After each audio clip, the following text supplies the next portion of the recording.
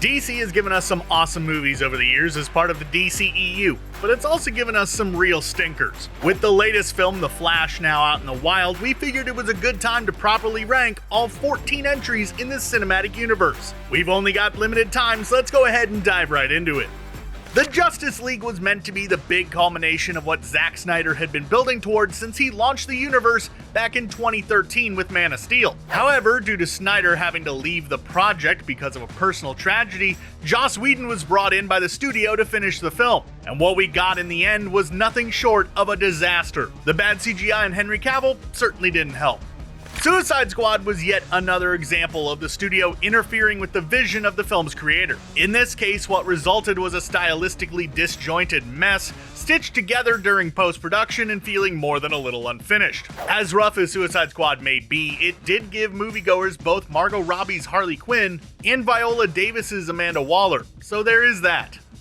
The second film in Zack Snyder's loose trilogy of DC movies, Batman v Superman: Dawn of Justice, might very well be the most divisive entry in the entire universe. It slowly builds up to the titular fight over the first two acts, only to then seemingly rush to a conclusion that, despite being one that should elicit a strong emotional response, just comes across as hollow. However, despite the disappointing ending, it did give us both Ben Affleck's Batman and Gal Gadot's Wonder Woman, both being major high points. After years of fans hounding Warner Brothers, the Snyder Cut of the Justice League was finally released, and was a major improvement over the theatrical cut. Ray Fisher's Cyborg saw some major improvement, becoming easily the star of the Snyder Cut, and the final battle might just be one of the best sequences in any superhero film ever. However, it does drag a tad in the first half. Still love it though. The Shazam sequel, Fury of the Gods, was a decent attempt at following up the first film's rather wholesome charm. However, the plot is stretched too thin over far too many characters, the villains aren't very interesting, and all of the wisecracking proves tiresome all too quickly.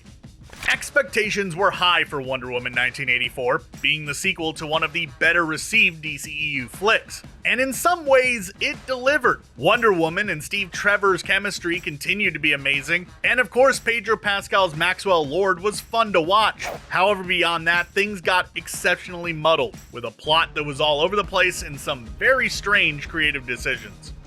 Dwayne Johnson so desperately wanted Black Adam to be the next big thing within not just the DCEU, but superhero films as a whole. And the action was solid, and the introduction of the Justice Society was certainly awesome to see. However, its villain was exceptionally underwhelming and half-baked, and Johnson's arrogance surrounding his character left a bad taste in a lot of moviegoers' mouths, souring a lot of the experience.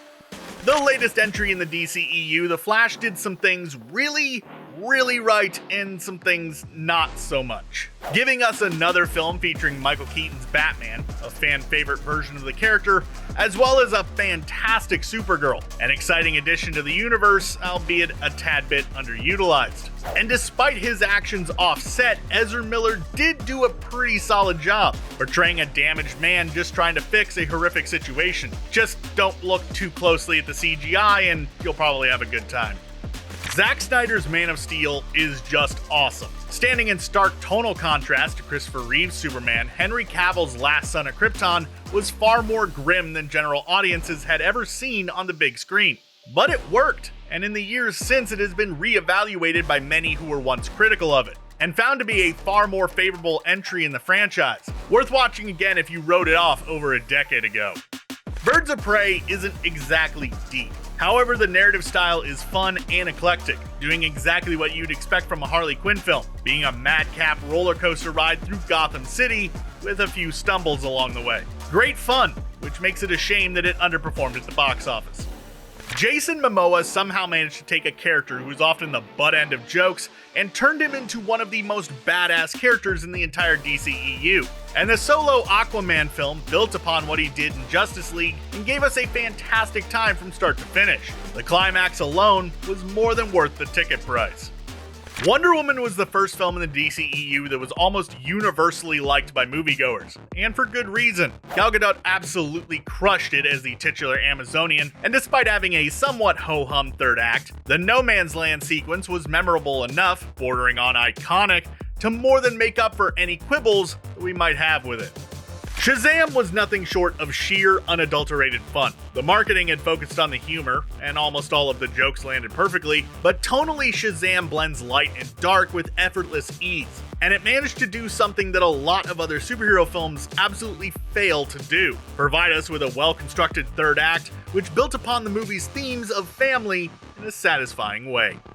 After the first Suicide Squad, expectations for The Suicide Squad were understandably low. However, James Gunn blew all of us out of the water with this fun, zany, and downright awesome movie. The cast is phenomenal, with Gunn managing to give pretty much all of his characters a memorable moment on their own. And while it is definitely not for kids, with the gore reaching nearly trauma levels of gross, the movie is a breath of fresh air in the sometimes stale genre that is the superhero film. How would you rank the DCEU movies? Are you excited for what James Gunn has in store for the next iteration of the universe? Let us know in the comments below, and thanks for watching.